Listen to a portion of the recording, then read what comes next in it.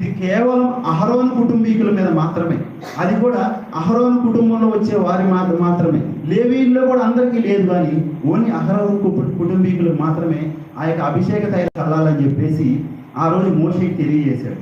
ఈ తైలాన్ని సిద్ధపరిచిన తరువాత ఇప్పుడు మోషే గారు వెళ్ళి అహరోను అభిషేకిస్తున్నారు. మోషే గారేమో తమ్ముడు, అహరోనేమో అన్న. తమ్ముడు వెళ్ళి అన్నను అభిషేకిస్తున్నాడు. ఇప్పుడు తమ్ముడు అన్న ముందు మోకరించి మోకాళ్ళ మీద కూర్చుని ఉంటే దేవుడు మోషే మాట్లాడాడంటే, నీ అన్న అహరోను అభిషేకించని చెప్పాను అంటున్నాడు. 30వ వచనం, మరియు అహరోను అతని కుమారులను నాకు యాజకులై ఉండినట్లు నీవు వారిని అభిషేకించి ప్రతిష్ఠించవలను అని అంటున్నాడు. దేవుడు మోషేని ఏర్పాటు చేసుకున్నాడు, మోషే ద్వారా అహరోను అభిషేకిస్తున్నాడు.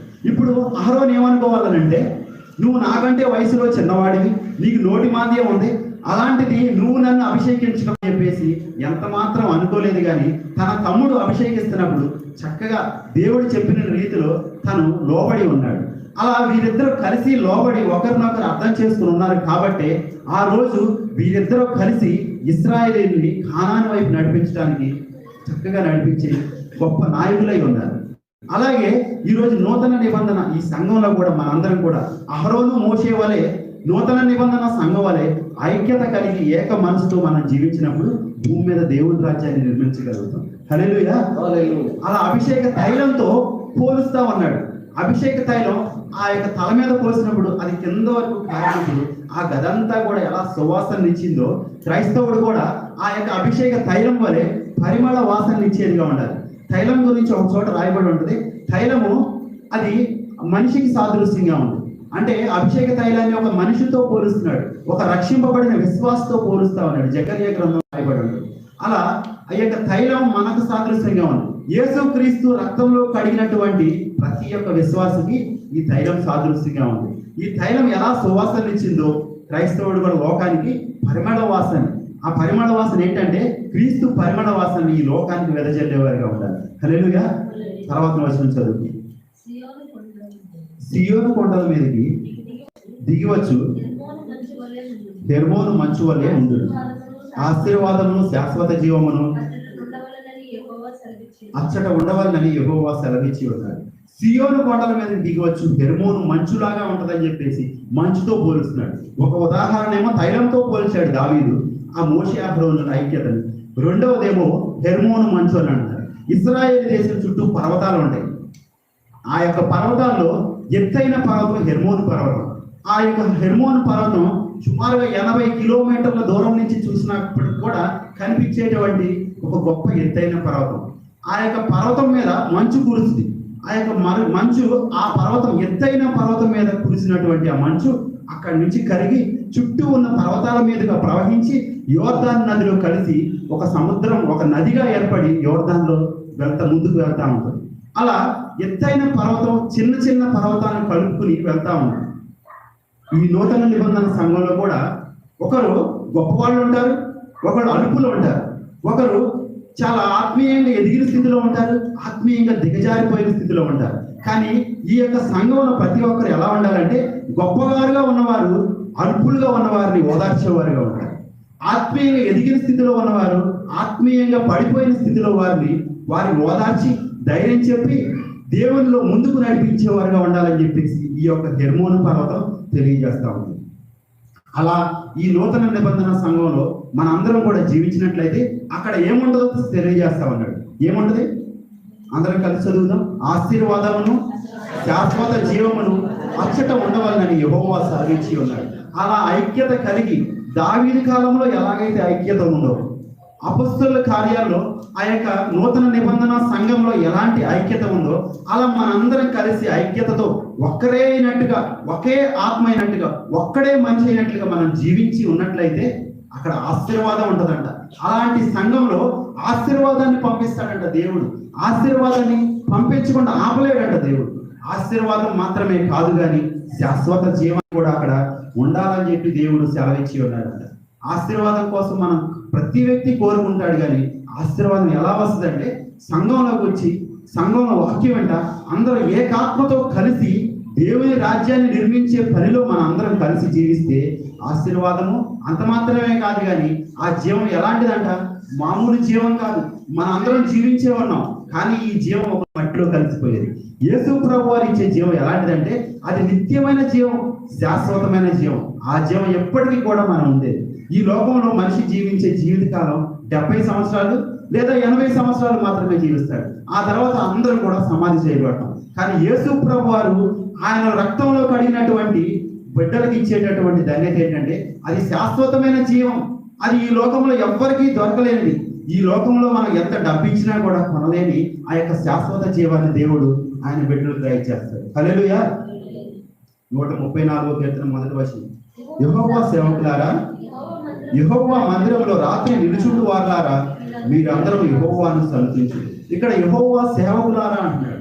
యెహోవా సేవకులు ఎవరంటే, మనం చాలా మంది అనుకుంటారు సేవకులు అంటే దేవుడి చేత ఏర్పాటు చేసుకున్న వాక్యం చెప్పేవారు మాత్రమే సేవకులు అనుకుంటారు. కానీ సంఘంలో వాక్యం చెప్పేవాడు ఒకళ్ళే కాదు, కానీ సంఘం నడవాలంటే అనేక మంది కలిసి పనిచేస్తేనే ఈ సంఘం నడుస్తుంది. ఇప్పుడు ఒక మనిషి నడవాలంటే అతనికి మెదడు సహకరించాలి, గుండె సహకరించాలి, చేతులు సహకరించాలి, కాళ్ళు సహకరించాలి. అంటే బాడీలో ఉన్నటువంటి ప్రతి ఒక్క పార్ట్ కూడా తన పని తను నెరవేరిస్తే మాత్రమే ఈ యొక్క శరీరం అనేది ఆత్మను మోసుకుని ముందుకు వెళ్ళదు. అలాగే సంఘం నడవాలంటే కూడా సంఘంలో యొక్క ప్రతి విశ్వాసి కూడా ఒక్కొక్కరికి ఒక్కొక్క పనిని అప్పగించాడు. ఆ యొక్క పనిని నిర్వహించే ప్రతి ఒక్కరూ కూడా దేవుని యొక్క సేవకులే. అలా ప్రతి ఒక్కరిని కూడా ఏమని పిలుస్తున్నాడంటే యెహోవా సేవకులారా అంటున్నాడు. యెహోవా మందిరంలో రాత్రి నిలుచుండు వారులారా అంటే దేవుని మందిరంలో రాత్రి నిలుచుండు వారులారా. ఒక మనిషి దేవుని సన్నిధికి ఎప్పుడు వస్తాడంటే ఆరాధించడానికి పగలు మాత్రమే వస్తాడు.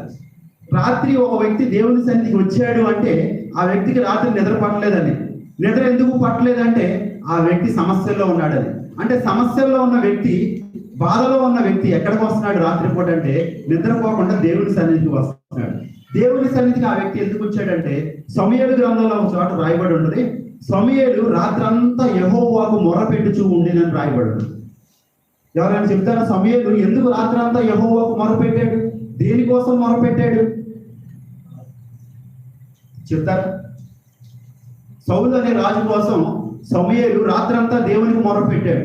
సౌలు బుద్ధిహీనుడిగా జీవిస్తా దేవుని మాట వినుకోకుండా కేవలం 2 సంవత్సరాలు మాత్రమే దేవుడు చెప్పినట్టుగా జీవించి మిగిలిన 38 సంవత్సరాలు కూడా దేవుడిని బాధ పెట్టే వ్యక్తిగా జీవిస్తున్నప్పుడు ఆ యొక్క సౌలు జీవితాన్ని బట్టి దేవుడు సౌలుని శిక్షిస్తానన్నప్పుడు సౌలు మీదకి శాపం రాకూడదని చెప్పి, సౌలు మీదకి దేవుని ఉగ్రత రాకూడదని చెప్పి సౌలును అభిషేకించినటువంటి సమూయేలు ఆ యొక్క సౌలు తప్పిపోతున్నాడని తెలిసి బాధతో తన యొక్క శిష్యుడి కోసం రాత్రంతా కూడా దేవుని మందిరంలో ప్రార్థిస్తా ఉన్నాడట.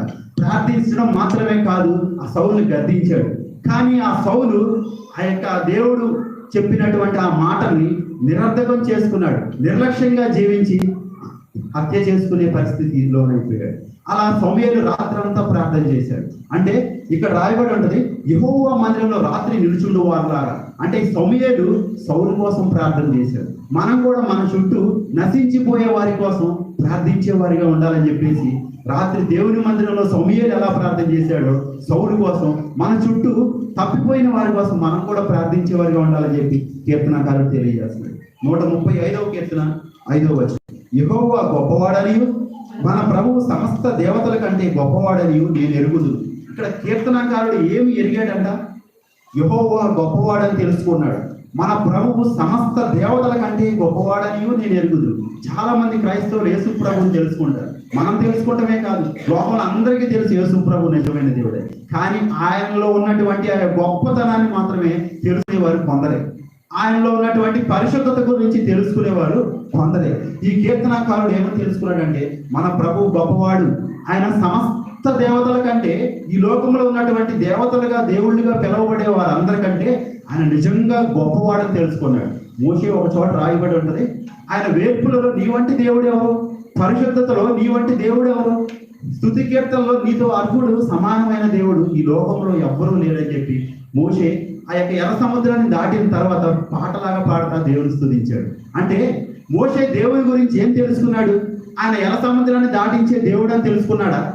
ఆయన ఐగుప్తు మీద తీర్పులు ప్రకటించి ఐగుప్తులో నుంచి మమ్మల్ని రక్షించిన దేవుడు అని తెలుసుకున్నాడా? అంటే అవి తెలుసుకున్నాడు, కానీ దానికంటే ఎక్కువగా ఏం తెలుసుకున్నాడంటే నేను ఆరాధించే దేవుడు పరిశుద్ధ దేవుడు, ఆయనలో పరిశుద్ధతలో ఆయనతో పోటీ పడే దేవుడు ఈ లోకంలో ఎవరూ లేరని తెలుసుకున్నాడు మోషే. ఇక్కడ కీర్తనకారుడు కూడా సమస్త దేవతల కంటే గొప్పవాడని తెలుసుకున్నాడు.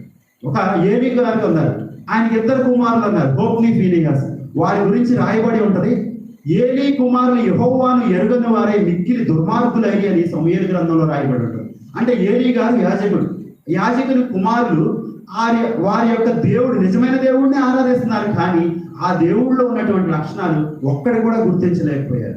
ఆ దేవుళ్ళలో ఉన్నటువంటి పరిశుద్ధతను కొంచెం కూడా గుర్తించలేక సంఘంలోకి వస్తానే అపవిత్రులుగా జీవించి దేశంలో అనేక మంది, వేల మంది చావుకి గురి అయిపోయారు. హల్లెలూయా. ఈరోజు ఈ యొక్క క్రిస్మస్ దినాల్లో మనం ఉన్నాం, సంఘానికి వస్తున్నాం, అనేక మంది వస్తూ ఉంటారు. యేసు ప్రభు గురు అంటే ఎవరు అంటే మనం ముందుగా చెప్పాలి, ఆయన పరిశుద్ధమైన దేవుడు, ఆయన నిజమైన దేవుడు, పరిశుద్ధుడైన దేవుడు అని చెప్పి మనం తెలుసుకోవాలి. అందరికీ మనం ఏమని తెలియజేయాలంటే పరిశుద్ధతలో యేసు ప్రభు లాంటి దేవుడు ఈ లోకంలో ఎవ్వరూ లేరని మనం తెలియజేసే వాళ్ళు ఉంటారు. చివరిగా 9వ వచనం చదువుతుంది. ఐగుప్తు నీ మధ్యను ఫరో ఎదుటను అతని ఉద్యోగస్తుల ఎదుటను ఆయనే సూచక్రియలను మహత్కార్యములను జరిగించను. ఐగుప్తు నీ మధ్య ఫరో ఎదుట అతని ఉద్యోగస్తుల ఎదుట అనేకమైన సూచక కార్యాలు, మహత్కార్యాలు కూడా దేవుడు జరిగించాడు. ఈ ఐగుప్తు అనేది ఒక దేశానికి సాదృశ్యంగా ఉంది. ఐగుప్తు ప్లేస్ లో మన దేశాన్ని పెట్టుకున్నాం, ఫరో ప్లేస్ లో పరిపాలించే నాయకులు పెట్టుకున్నాం. ఆ రోజు ఏమంటాడంటే మీ మధ్య ఫరో ఎదుట అనేక సూచక కార్యాలు దేవుడు జరిగించాడు అని అంటాడు. ఈ లోకంలో కూడా దేవుడు అనేక సూచక కార్యాలు జరిగిస్తా ఉన్నాడు. ప్రతి ఒక్కరికి దేవుడు అంట ఆయన నిజమైన దేవుడు అని తెలియజేయకుండా శిక్ష విధించే దేవుడు ఎంత మాత్రం కాదు. మన దేవుడు ప్రతి ఒక్కరికి ఎవరో ఒకరి ద్వారా మరణించే కాలంలో ఆయన గురించి తెలియజేస్తూనే ఉంటాడు. తెలియజేసినప్పుడు ఆయన తెలుసుకునే వారు కొందరు ఆ రక్షణ నిర్లక్ష్యం చేసి చెప్పిన వాళ్ళని హింసించి బాధపెట్టి మన శిక్షకు లోబడే వాళ్ళు మరికొందరు. కానీ ఇక్కడ దేవుడు ఫరో ఎదుట అనేక సూచక కార్యాలు తెలియజేశాడు. ఫరో 10 తీర్పులు, ఒక్కొక్క తీర్పు తన దేశం మీదకి వస్తున్నప్పుడు తెలుసుకుంటున్నాడు. ఏమని తెలుసుకుంటున్నాడు? అప్పటి వరకు నీళ్లే దేవుడిగా పూజించేవాడు, ఆ నదినే దేవుడిగా పూజించేవాడు ఫరో. అలాంటి నదిని వారం రోజులు తాగడానికి నీళ్లు లేకుండా అయిపోయినప్పుడు అప్పుడు తెలుసుకున్నాడు ఫరో ఏమనంటే ఈ నది దేవుడు కాదు, కానీ ఈ నదిని సృష్టించిన సృష్టికర్త యేసు ప్రభువారే, ఆయనకే దీని మీద అధికారం ఉందని తెలుసుకున్నాడు. 3 రోజులు ఐగుప్తు దేశం అంతా కూడా కట్టిక చీకటి, గాఢాంధకారం. చీకటి వస్తే ఇప్పుడు ఒక దేశంలో చీకటి వస్తే ఆ దేశం అంతా ఉంటది, కానీ ఇశ్రాయేలీయులు నివసించిన గోషేను ప్రాంతంలో వారికి మాత్రం వెలుగుందంట. 3 దినాలు సూర్య చంద్రులు నక్షత్రాలు కనపడకుండా ఉన్నప్పుడు అప్పటి వరకు సూర్యుడినే దేవుడిగా పూజించేవాడు, చంద్రుడినే దేవతగా పూజించేవాడు. కానీ ఫరో ఏమని తెలుస్తున్నాడంటే ఈ సూర్యుడు దేవుడు కాదు, సూర్యుడిని సృష్టించిన సృష్టికర్త యెహోవా దేవుడే నిజమైన దేవుడు అని తెలుసుకున్నాడు. అప్పటి వరకు నేను మాత్రమే సర్వాధికారిని అనుకున్నాడు ఫరో, నేను నమ్మే దేవుళ్ళే నిజమైన దేవుళ్ళు అనుకున్నాడు. 10వ తీర్పు ప్రకటించినప్పుడు ఇశ్రాయేలీయుల్లో ప్రతి ఒక్క ఇంట్లో కూడా శవము లేని ఇల్లు లేదంట. ప్రతి ఇంట్లో కూడా జ్యేష్ఠ కుమారుడు చనిపోయాడు, ఫరో యొక్క కుమారుడు కూడా చనిపోయాడు. చనిపోయినప్పుడు ఏ ఒక్కరు కూడా చనిపోయిన వ్యక్తిని తిరిగి బ్రతికించలేకపోయారు. అప్పుడు కూడా ఫరో తెలుసుకున్నాడు యేసు ప్రభువారే యెహోవా దేవుడే నిజమైన దేవుడు అని తెలుసుకున్నాడు.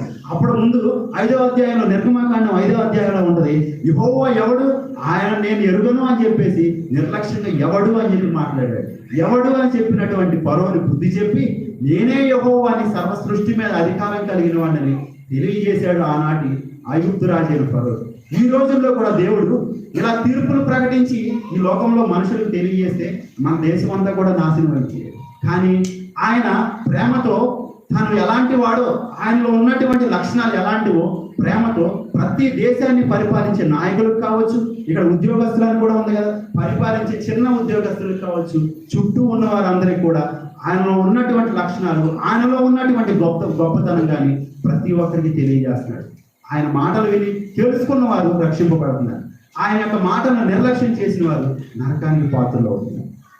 కాబట్టి మనం ఈరోజు ఈ వాక్యం ఉన్న మనం అందరం కూడా 133వ కీర్తన మొదటి వచనంలో ఉన్నట్టు కూడా సహోదరులు ఐక్యత కలిగి నివసించడం ఎంత మేలు, ఎంత మనోహరం అని రాయబడి ఉన్నట్లుగా ఈ యొక్క సంఘంలో, క్రీస్తు జీవము గల దేవుని సంఘంలో మనందరం కూడా ఐక్యత కలిగి ఏక మనసుతో, ఏక ఆత్మతో కలిసి ప్రార్థిస్తా, కలిసి జీవిస్తా, ఒకరినొకరు అర్థం చేసుకుని జీవిస్తా, సంఘంలో గొప్పవారు అల్పులకు సహాయం చేస్తా మనం జీవించినప్పుడంట ఆ యొక్క నూతన నిబంధన సంఘం మీదకి దిగి వచ్చినటువంటి ఆశీర్వాదం కానీ శాశ్వత జీవం కానీ ఈ రోజు పునరుత్థాన దినాన మన సంఘం మీద కూడా అట్టి యొక్క ఆశీర్వాదం దిగి వచ్చును కాక అలాంటి శాశ్వత జీవం మన సంఘం మీద కూడా దేవుడు దయచేయను కాక కొద్ది మాటలు దేవుడు దీవించును కాక ఆమేన్.